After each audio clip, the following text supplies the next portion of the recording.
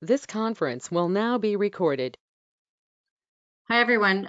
We'll get started. I just wanted to let everyone know that we are recording this video session, so we will be putting it up on the PFLA login area after the fact, and we'll talk to Phil and Rod about if they wanted to use it for any material as well.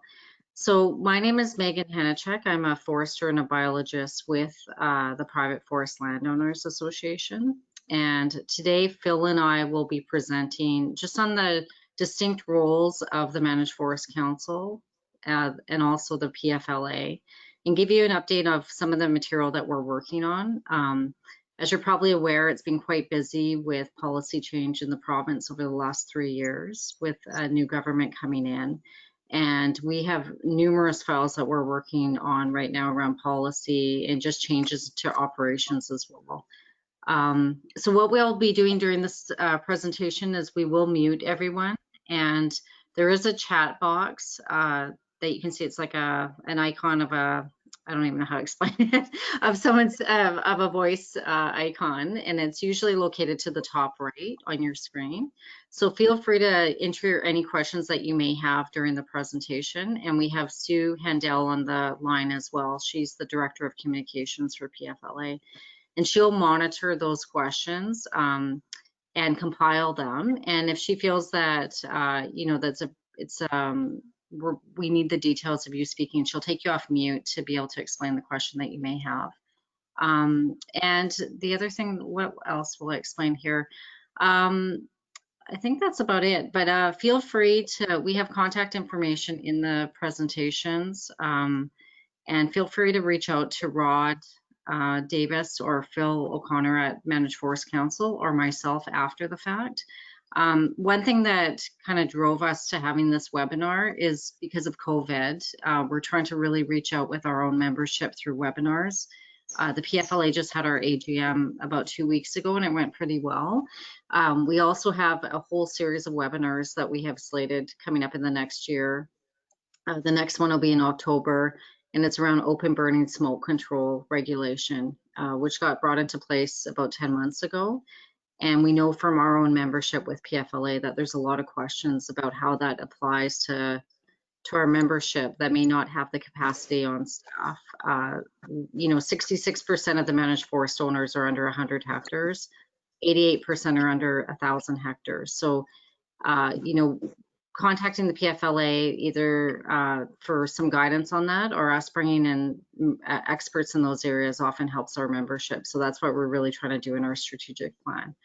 But today we'll focus on, we thought it'd be good to bring it back to the basis of, talking about the distinct roles of the Managed Forest Council and PFLA and what we're currently working on.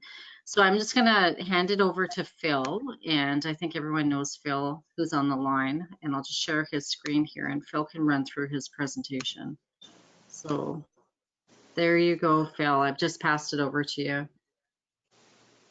Thanks, Megan.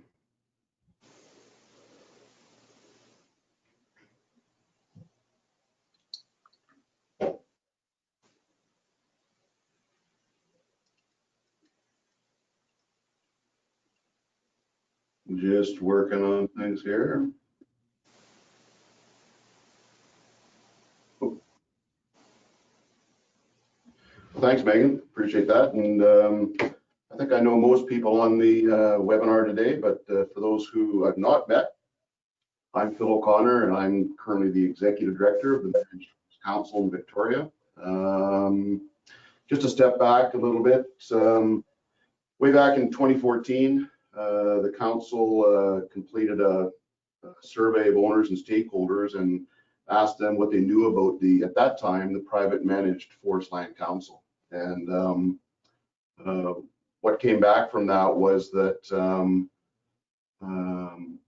there was a lot of misunderstanding from various owners and stakeholders as to what the role was of the Managed Forest Council in relationship to the PFLA. So as a result of that, Council launched a much more aggressive communication strategy. It included the adoption of a new logo, a new working name, the Managed Forest Council, and a commitment to address and make clear the role of the council and its regulatory role in regulating forest practices on private forest land. So today is just an extension of that. So what is the council? Well, in 2004, the provincial government enacted the Private Managed Forest Land Act and the associated regulations. The purpose of the act was to protect key environmental values and to encourage sustainable forest management on private managed forest land in BC. It established the Managed Forest Council as a regulatory body to enforce the requirements as set out in the act and the regulations. For those around in 2004, you may remember that the Private Managed Forest Land Act replaced the Forest Land Reserve Act. The council has an innovative governance structure aimed at ensuring best practices while encouraging greater private participation in the forest sector. The activities of council are funded by owners through its own taxation authority, and it levies a yearly administrative fee. The approach is very similar to the one used to finance WorkSafe BC. And importantly, this is a voluntary program in BC. It's not a mandatory. So who is the council? The council is 5 members. 2 council members are elected by the landowners themselves. Currently, those 2 members are Blair Robertson and Will Prehitko. And there are 2 appointed members by the provincial government. Currently, that's Brian Frankel and Dennis Lazinski. I manage a small staff, 1 other individual, as well as a series of resource specialists that we use as we go about our activities of our inspections on a yearly basis.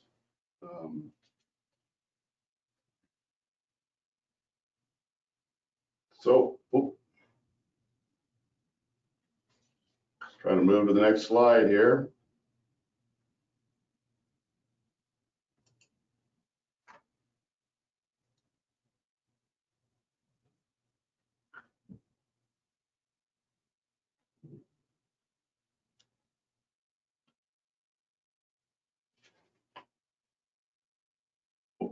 So what is council's mandate?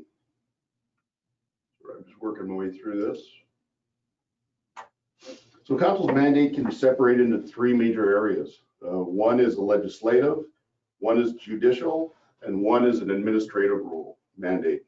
On the legislative side, council is empowered to make and enforce regulations to support government's goals of encouraging sustainable forest management on private managed forest land and to protect key environmental values on that same private land. On the judicial side, council enforces the regulations by determining if operators are in compliance. They can assign penalties, make remediation orders, and enter into consent agreements, or even revoke the status of landowners and issue stop work orders. Administratively, in fulfilling these roles, our office will initiate audits. And of course, we have our yearly inspections and, if required, investigations into possible non-compliant landowner activities. We determine an operating budget and levy fees to landowners on a yearly basis. We review managed applications from landowners to enter and to exit the managed forest program. We review annual declarations from owners. Those are really important. They help to fuel some of the information we use in our inspection program. And we work closely with BC Assessment, providing updates on the status of landowners.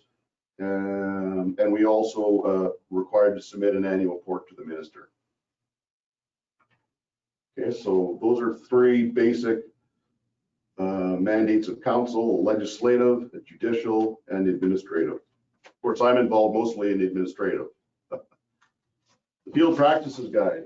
I brought this up today just to show everybody that this is a wonderful resource for owners to use while in the field.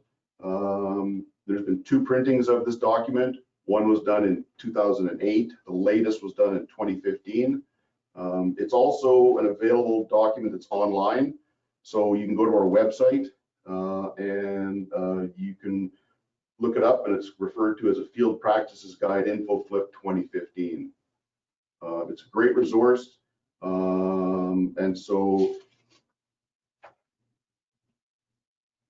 And as it says, it is a flip chart, info flip. And so the hard copy version does just as it says. Each numbered tab on here will flip up to discuss and show topics beside the numbers. So, you know, the role of council in tab number 1, you know, matters around road maintenance and deactivation for owners to consider under tab 12, 13, and 14. You know, things to consider when you're timber harvesting under the various tabs. And so the online version does the same thing. You just hover over one of the numbers, click on it, the tab will open up and it will show you the exact same information as you would find in the hard copy. Unfortunately, we're out of the hard copy versions right now, and with the ongoing uncertainty as to what's going to be happening or what changes may take place with respect to you know, any legislative or regulatory change with the ongoing review that's taking place, we're not really considering issuing or producing any more of these until we get any final changes that may occur to legislation or regulation. So, but the version online is still there. You can print it off and you can take that in the field if you want to as well. So, how does council know landowners are complying with regulations? Well, our primary means of determining compliance is our rigorous inspection program.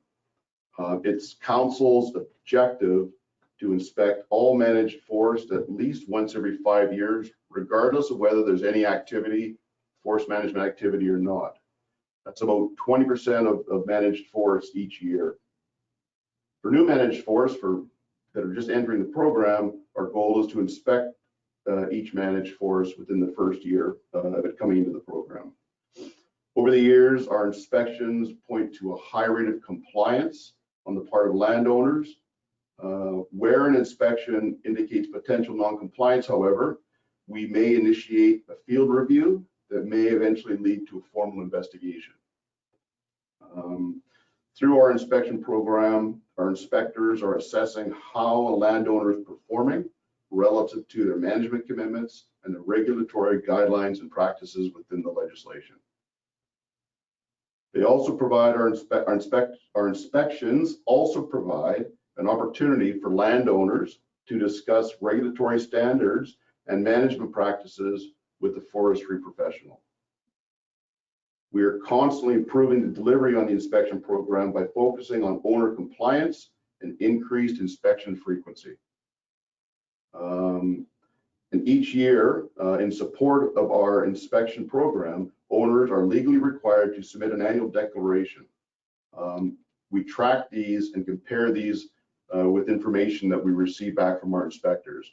As I said earlier, the annual declarations are provided to our inspectors to allow them to focus in on those areas where there's been activity, where they can go back and they can see recent harvesting, or they can see recent road construction, road maintenance or deactivation activities, as well as, you know, tracking any silvicultural obligations that they may want to view while they're out in the field.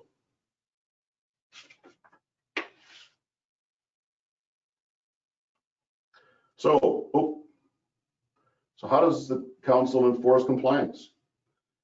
When our office is made aware of a possible infraction, either through our inspection program, through a public or stakeholder complaint, or through an audit or an investigation, or reporting of if our office is made aware of a possible infraction through either our inspection program, through feedback from the public or a stakeholder complaint, or we receive information as required by an owner who are reporting a slide, what do we do? Well, we have to weigh the evidence when we first receive it. If the evidence is strong enough and pointing towards a possible non-compliance, we initiate a field review. If the field review provides strong or additional evidence to support a non-compliance, we would initiate a full-on investigation. The investigation includes interviews with various participants to the possible non-compliance, which would end up rolling up, and we would roll up any additional evidence from our field review into a final investigation report. Council then has the authority to convene a hearing that provides an owner with an opportunity to be heard. So if we've come across an initial non-compliance, if the evidence is strong enough for us to move forward, we would initiate a field review with a professional of some sort, whether it be a silviculture specialist or a hydrologist or somebody who has the skill and ability to assess the possible non-compliance. They would produce a report. If that report provides very strong evidence of this possible non-compliance, we then initiate an investigation. That investigation typically includes a series of interviews with the various participants to the possible non-compliance. All that information is rolled up into a final investigation report and is presented to council. Council reviews that information and they may convene a hearing that provides an owner with an opportunity to be heard based on their reading of the evidence in the investigation report. If council determines an owner has contravened a section of the act or regulation, it has a legislative authority to administer penalties, issue remediation orders, stop work orders, consent agreements where there's agreement that a contravention may have occurred. Ultimately, if the contravention is significant enough to warrant a landowner remove, council could recommend to BC Assessment that the land be removed from the managed forest program. We revoke the status of the owner. Bill, just before we move on, are you okay with the question? Sure. So Reiner's asking, is there still a reason to collect a user fee? The managed forest program is now under the control of the Ministry of Forest Lands and Natural Resource Operations. We agreed originally to use the user fee in order to stay out of the control of FLNRO. Is there still a reason for the fee? Not sure I understand that. We are under the control of FLNRO? We agreed originally to the user fee in order to stay out of the control of FLNRO. Right. Reiner, jump in if you want to clarify. I guess I'm just unsure, Sue, as to the question. So Sure, we'll just Megan, can you unmute Reiner? He's unmuted. Yeah, Reiner, we can't hear you. Sorry, your mic's not working. Reiner is muted. Is it better now? That's better, Yeah. Reiner. Yeah, thanks. So the new government moved the managed forest program into the Ministry of FLNRO, and they're now responsible, and there's the oversight over your activities, over the council activities, which wasn't the case before. And so first, I should ask another question. How has that changed your work being supervised by the Ministry of Forest? And is there still a reason for the user fee model that we agreed originally? Because there was always a very strong desire not to be under the Ministry of Forest's control. I don't think that's so. A couple of years ago, for those who may not know, a couple of years ago there was a change in who council reported to within the province, and it was more of a lands group that I think council reported to. And a couple of years ago, there was a reorganization as to who council would report to, and we now report to a group at the tenures branch in Victoria. versus before it was more somebody over on the land side of government. So that's changed, but as far as, you know, having control over council as an independent group, we've always had some interaction with the provincial employees, but we don't sort of we aren't sort of directed by them how to go about our day-to-day activities in managing the program. We still interact with them, but in no way are they, you know, sort of telling, at least not up until today, telling, you know, council or this organization, you know, this is what you should do or this is what you shouldn't do. So does that help? Can you hear me? Can I add to that? Yep. So it's Rod Davis. Work with Phil. We do not report to the ministry. We report to the legislation. We are a totally independent agency, and indeed our formal interaction under the legislation is twofold. We're required to submit an annual report to the minister, and we're subject potentially to an audit ordered by the minister. Other than that, we're totally the minister appoints 2 members to council, and indeed the landowners, you know, elect 2 members, and the chair is selected by those 4 council members. So we're not supervised by the ministry. We, you know, our mandate is to implement the legislation. You know, we're more of a creature of the legislature than the ministry. That being said, the ministry, you know, like, does control kind of a lot of the policy, and you know, like, that leads to, you know, perhaps a change in the legislation. And this whole program review is very much, you know, like, being led and managed, you know, like, by the ministry. But in all of that, I haven't seen any indication that government intends on, you know, reducing the independence of council.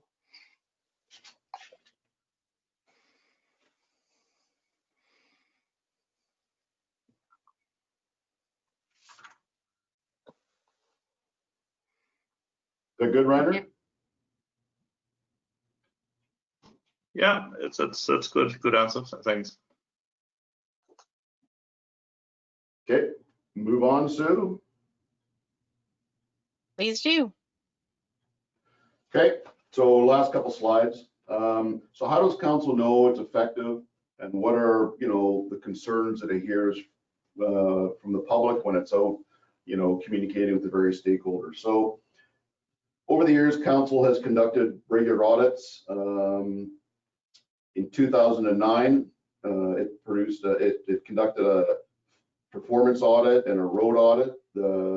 And in 2014, it completed a comprehensive effectiveness audit.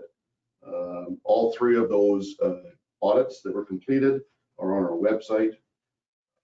The audits have resulted in change as a result of the information that's received back from those, tighter definition and protection of fish streams, stronger protection for water supply intakes, stronger soil protection and road deactivation requirements.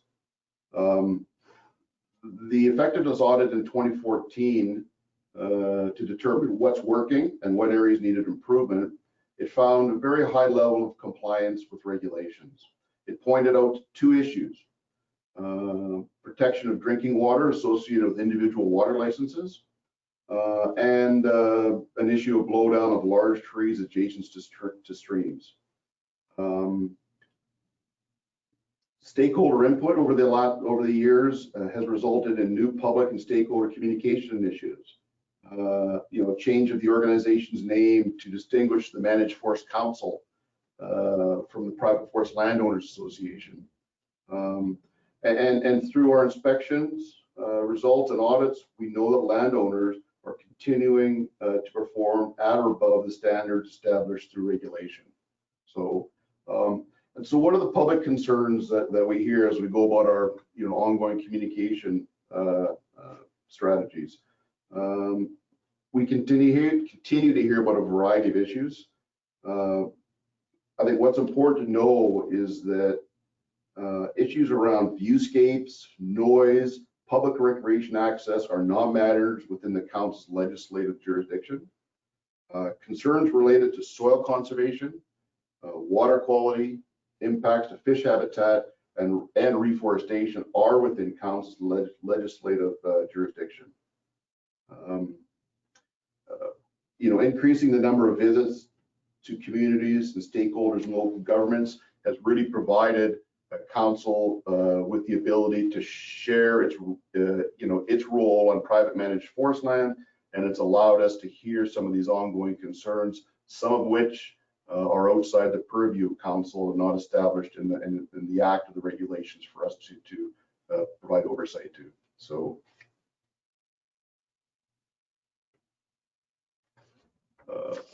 okay. Oh, so how does council communicate with stakeholders and the public? Well, as we said earlier, council is required to provide an annual report to the province each year. And we also put together a corporate plan that we share with the public. These are all on our website for anybody who wants to take a look and see what our activities have been the last few years. We complete investigations, we complete audits and reports, and again, all those documents are shared with the public on our website. We issue news releases to highlight reports, investigations, and audits. We also post blog posts and newsletters on our website. And we continue to meet, well, not so much this year, but as part of the ongoing communication strategy that council adopted back in 2014, we continue to meet with communities and stakeholders and all levels of government to continue to provide, that information and knowledge as to council's role and responsibility in the management of private managed forest land in BC. Again, a new venue are webinars, the one we're doing today. So another possibly a new avenue by which we continue to communicate with the various stakeholders with whom we interact. So with that, I'll hand it back over to Megan. Great, thanks, Phil. And if anyone had any questions, please feel free to type them into the chat box right now for Phil, or as we move forward into our presentation. Okay, I'll just get set up here with our presentation.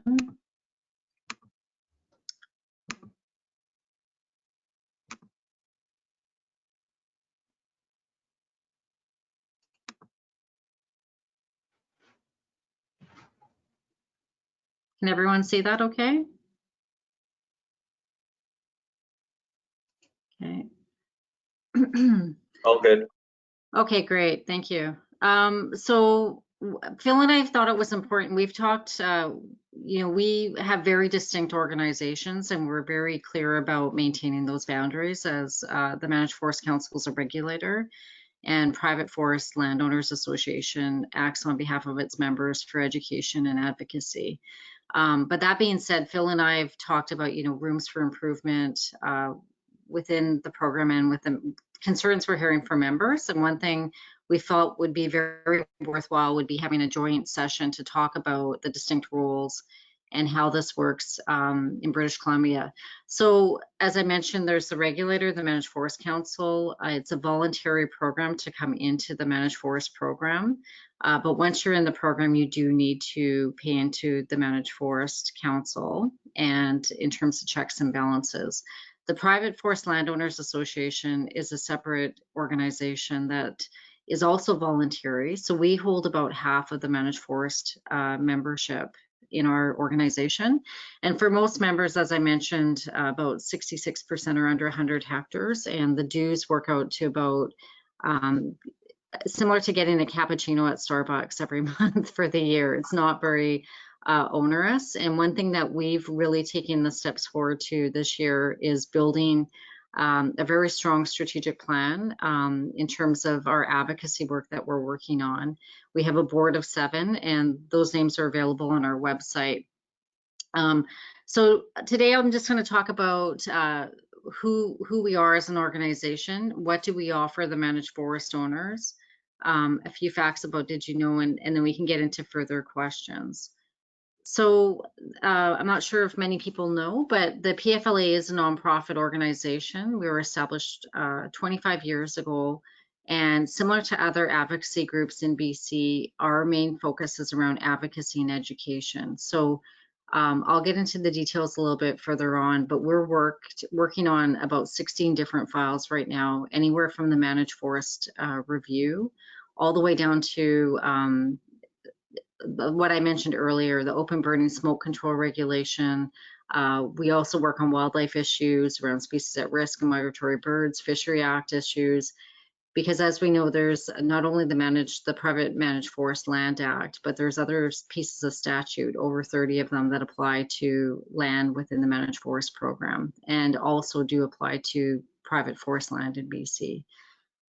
So we're very similar to other groups in BC, similar to the lawyers, the doctors, the biologists, where there's a regulatory group that oversees and disciplines their members and does checks and balances. And then there's a separate advocacy and education group. And one thing Sue and I have really taken the effort on is starting to build this webinar series. We felt it was useful to have a starting webinar that talks about the different groups, and then we're going to jump into all the different values and how they're managed on managed forest land in BC. So our next one that'll be coming up will be about open burning smoke control regulations that came about 10 months ago in BC, were enacted, and we've heard quite a bit from our membership around just questions about how they apply to members, how they intersect with bylaws from municipalities, just operational questions as well. So we represent the managed forest owners throughout BC, from the coast to the interior, and I'm pretty sure the members in the managed forest program realize that about 80% of the hectares are located in coastal BC. But that being said, we have members like Reiner, who's on the line today, in the interior. We also have members in northern BC. We have scattered membership throughout BC, and we do try to really represent all the diversity in our members. And there's some that are grandfathered into the program under 25 hectares, all the way up to hundreds of thousands of hectares. So we have a very diverse membership. We also have some of our First Nation partners that have recently come into the Managed Forest Program or are considering coming into the program, that we're consistently communicating with them. So we advocate for private property rights, and that's with both the senior staff at government, both at the provincial level and the federal level. We do 2 visits to Ottawa every year. And we also communicate with the ministers. So for example, we've met with Minister Donaldson 3 times over the last 6 months.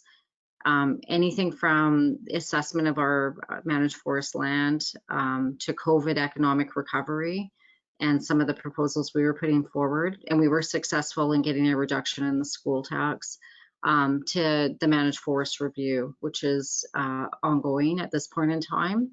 And it likely will continue to be ongoing, just because there's a lot of hints out there that there's probably an impending election coming down, as we're seeing from the journalists in the paper over the last week. So we also look to promote incentives to grow trees.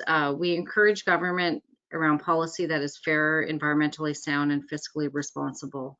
So both Phil and Ann are RPFs, and our chair for the Managed Forest Council is well more overqualified. He's got a PhD.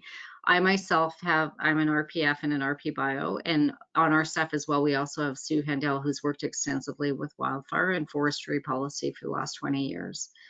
Yeah, so we really want to see the program succeed. I'm a really firm believer in having a managed forest program and having it work in a fair manner for the members that come in, and allowing them to have enough incentives to manage for other properties that may exist under the Private Managed Forest Land Act.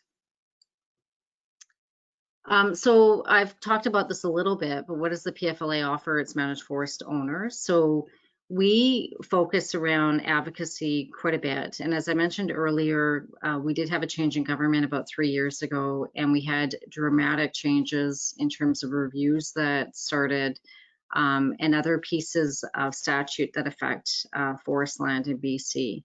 So Sue and I work around these advocacy issues. That's our #1 goal out of 6 in our strategic plan. We get calls from members all the time, anywhere from very site level questions to questions about regulations, asking for help in terms of municipal bylaws that may be coming through. We also have a Gulf Islands subcommittee as well that meets monthly. So we work throughout the province on various issues around advocacy for our members. And as I mentioned, we do meet with senior government officials around flexibility and regulations, potential changes, around policy direction and guidance. And I'll get into the details of all the reviews we're working on, but we have about 16. So we're constantly juggling these different files and trying to work for the members in a fair manner. We also do networking opportunities, and last year we did have a conference planned for Courtney, but COVID threw that off. Our one previous to that was in Souk, where we had the Ministers of Forest speak, and we had about 140 members attend it. We actually, the venue size stopped us from having more people attend, but it was a really well attended event. And from doing surveys at these networking events, the members do attend to learn more about the different topics that we present, but they're also there for networking. We realize how important it is for our members to network and to learn from one another, because often these members their piece of land will be placed in amongst public land or other land that may not be adjacent to other neighbors with managed forest land. So it's really crucial that the members learn from one another. So currently, these are some of the files. We have other ones as well, but the biggest one for us over the last 2 years has been the Managed Forest Review, which is part of the Coastal Revitalization file. Even though it is broad, it goes into interior revitalization as well. They've couched it within the coastal revitalization. So we've been working on that in detail. As you guys know, on the Engage BC site, there was a What We Heard report. We've had several meetings with senior staff, and we just recently talked to the minister about 2 weeks ago about this file. Another big one for us is around managed forest lands through BC assessment and how they're assessed. This stems from an audit that was done internally to BC assessment 4 years ago that found that they need to relook at the methodology for bare land and cut timber. And we've been working on that methodology. It looks like there's quite a bit of movement now, and we're hoping to have something implemented by next July, which would affect the roll data for 2022. Because we're finding that the assessments, the way it's currently calculated, especially around bare land methodology, it's overvaluing the intent of these lands. It's not providing enough incentive for our members. And we also have further discussions coming up around mill rates and associated tax that's linked into that. This year, there was quite a bit of work at the federal level. Most of our members are governed by federal log export restrictions. There's a handful that are governed at the provincial level. We've been working with the federal government on this issue, and some of our own members, some of the bigger members, have been working very actively on this one. This is always going to be on our desk, and hopefully we can get some movement. We've been really pushing to link it into COVID-19 economic recovery. Because, you know, considering the impacts that we've had, when we look at provincial debt, now we're at, 13 billion, we're going to need some very stable industries to pull us out of the debt load. And forestry has been one of those essential services that has worked consistently throughout the COVID epidemic. So that's another big file for us. Some of the other ones, I'm on the Wildlife Habitat Council. I was recently appointed to that. I've done extensive work around species at risk, fisheries, migratory birds. These are all federal pieces of statute, but they apply to private forest land in BC as well. So these are ones we're working on. There's some movement on migratory birds right now. There were some changes to Fisheries Act that we worked through at the federal level last year. Wildlife habitat in BC is just starting, and coinciding with that, it was the Ogle report that was recently released, even though there was a small section in there around managed forest lands. So there's more to come on these two files about how there may be potential impacts to the managed forest landowners. Wildfire and open burning, as I mentioned, that was kind of a big one for us that we've been hearing about from our members, just around needing clarity with the regulations that were recently implemented and how to discern with different venting and the maps. And so we will be having a webinar session on that in October. Sue and I have been working quite extensively with, there's a subgroup of the Ministry of Forests working around provincial trails, and they're looking at how to implement some of the trail networks that connect through public values such as lakes or other trails onto private land. So they're in the middle of their survey work right now. They're writing a guidance piece that may impact private land. So we've been in communications with them around that. It's really important for them to realize different pieces of statute and how that impacts private land. We're finding quite a bit too, even within the Ministry of Forest, where they house the managed forest program. There's siloed different departments that don't have a clear understanding of the managed forest program. So that's something consistently that we're presenting on or messaging with these various different groups that are working on different reviews. UBCM resolutions, that UBCM is coming up next week, so we'll be attending that. There was a forestry breakfast that coincided with this webinar actually this morning. I was hoping to attend, but we have someone else that we sent to watch that. So we watch for the resolutions. Every year there's several that bring up, municipalities have brought up that impact private forest land in BC, including the managed forest program. Island trust resolutions are consistent. That's something our subgroup is working on with the Gulf Islands. Municipal bylaws are other ones that come in that sometimes, especially with the last election, there was a high turnover of councillors and mayors, and some of them don't always understand the paramountcy between the Private Managed Forest Land Act and municipal bylaws and how that hierarchy works. So I've had to present a couple of times over the last year just to different municipalities on proposed bylaws or omnibus bills that they're trying to put through. So we do communications as well. We have regular newsletters, letter writing that goes out, and we have our website as well. We're currently revamping our website. Sue's working hard on that, so stay tuned for that. We should have something over the next few months. We also do different PFLA events and workshops. We'll likely be doing a lot more of these webinars. Because of COVID, we had started doing hometown meetings around the province. We only got halfway through because of COVID. We had to curtail a few of them, but we likely will have the rest of them, which usually are in the interior of BC. We'll have those by webinar over the next few months. We also attend other workshops. We host workshops as well on different issues.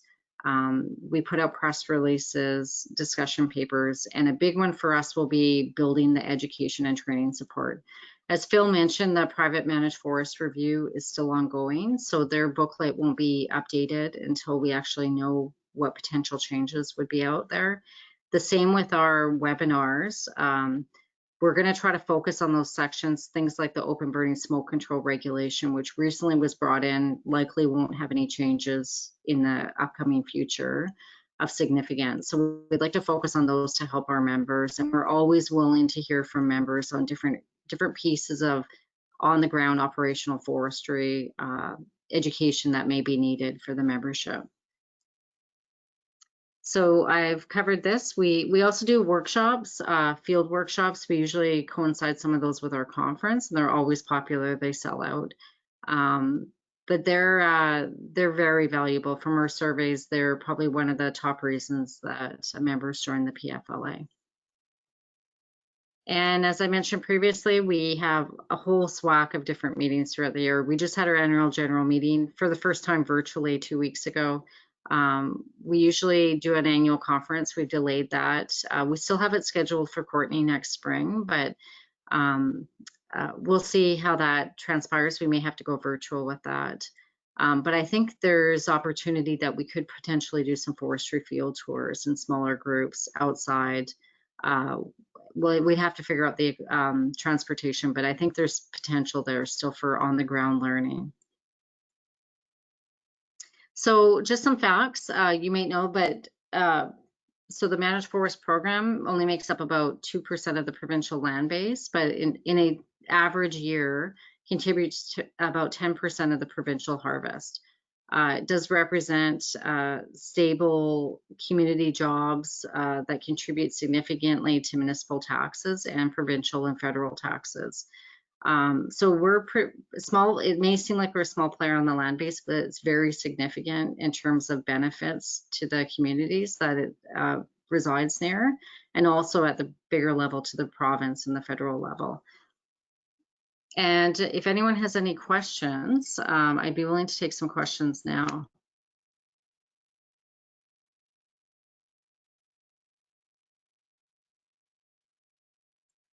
So we will be hosting a whole series of webinars coming up. As I mentioned a couple of times now, is the open burning smoke control in October. We have another one in the works for invasive plants. We have other ones around harvesting that are in the works as well.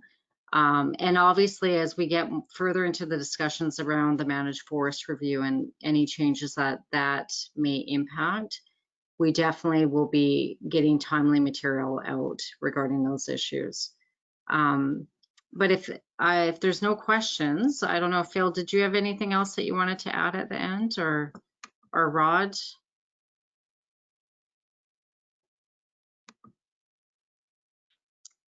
No, I mean, if anybody has any questions outside, you know, this sort of high level presentation today of who we are and what we do, by all means, send them into our website, our office at mfcouncil.ca.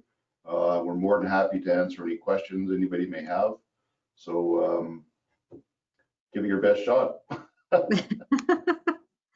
Yeah, and I thank you for all that who have joined us today. It's we're always more than willing to hear from our members and managed forest owners.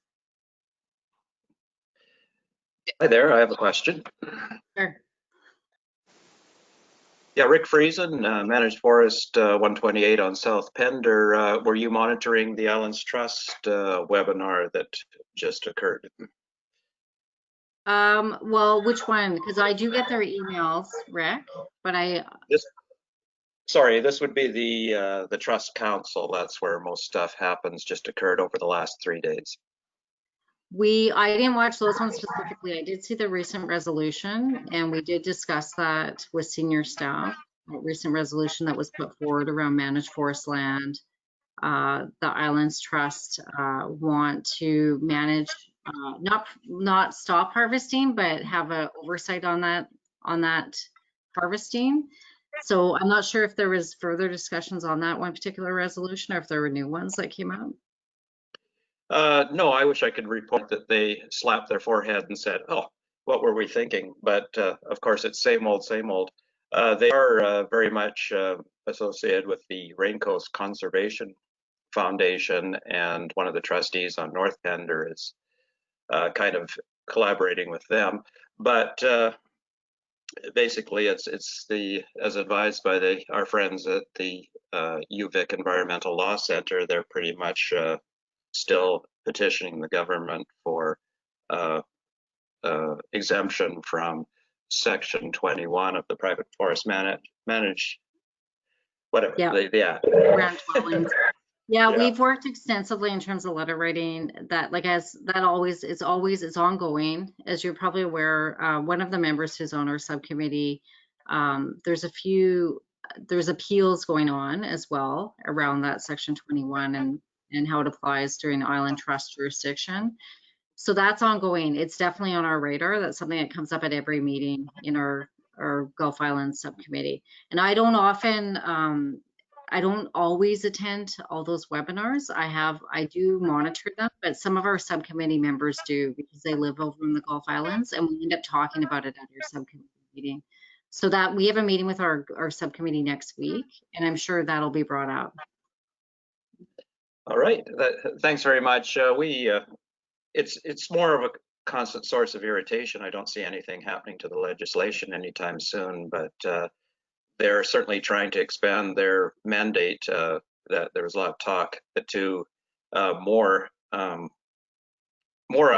areas of the Salish Sea, and upgrade their bylaw enforcement techniques and to enforce their bylaws, which of course won't affect us as long as Section 21 stays in place. But they are aggressively trying to expand their mandate and their enforcement tools. Yeah, and I will tell you, we have a really good relationship with senior staff. It's unfortunate, as you've probably seen, Minister Donaldson isn't going to run again. So that's unfortunate because we have a really good relationship with him. So we'd have to rebuild it with whoever the new Minister of Forest would end up being. But that being said, we know quite a few of the MLAs. We have different events where we know the majority of them. So if it's a long-standing MLA, we'll likely already have a relationship with them if they take over that cabinet role. But one thing I was going to say is we haven't had any indication that government staff are open to that, like that creep of having different hierarchies of management. This is a provincial program. It's the Private Managed Forest Land Act. It's managed by the Ministry of Forest. And once you start getting down to different municipalities and different management, it becomes very problematic. And there's lack of capacity and expertise at those levels to manage forestry. It makes sense for the Ministry of Forest oversight, not to use that too strong of a word, but it is housed within the Ministry of Forest, and there's a reason for that. And we've really pushed back at the Ministry of Forest that they need to also build upon their capacity at their end as well, in terms of providing a lot more support for the managed forest owners as well. So I think it would be worrisome if we were getting indications that there was appetite to allow creep at the municipal level or Islands Trust level for management. It becomes very problematic. So I don't see that happening. I don't see it happening either, but the Private Managed Forest Land Act review basically was just a salad of everybody's wish list. I don't think they came up with any conclusion one way or the other, which I guess is basically politics. Yeah, and that being said, I think it was an unprecedented time in the amount of reviews. There was 200 and something going on at one point. But if you look at the Engage BC setting, you look through all the reviews, what we heard, it was a whole salad for all of them. So if you look at the old growth one, that report itself is over 200 pages, and it has every comment in there under the sun. So it really means what is really realistically going to happen with all those comments, and how are they weighted in terms of who's putting the comments in. And that was my view as well. I actually did wade through that document, and it just split on everybody repeating what they've always said, pretty much. Yeah. So we'll see, but it is a really crucial file, obviously, for both the Managed Forest Council and ourselves. As we get further down the line into discussing different sections of the regs and potential, I don't know if there would be a potential change to the act itself, but we definitely will be reaching out to the membership for input. And how would a slight change like this operationally impact our members, and is there a fair balance to incentivize members to stay in the program? We don't want to see members leave the program, and that's something we've been very clear about with the minister, that this program is valuable, and there's a knife edge where if you push too hard, you're going to have people leave the program. So they appreciate that. Yes, the most concerning to me was public access to private lands. That scared me, but we'll see.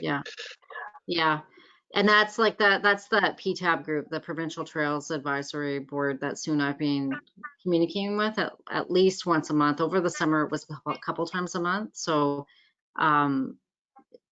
the way they rolled out their survey back in early 2020 was a bit of a concern too, because they they didn't contact the groups that represent the members. So we weren't contacted, Managed Forest Council wasn't contacted.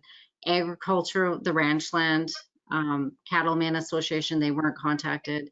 So they quickly realized that they need to have better communications and understand the lay of the land a bit better. So that's tightened up a bit. And I think now they're realizing that there's such a diversity in the private land holdings in BC, and that they need to actually appreciate the private landowner rights as well. So there's a lot of discussions going on still. It's on our radar as well, Rick. Okay, thanks. Thanks very much. I have nothing further, Megan. Okay.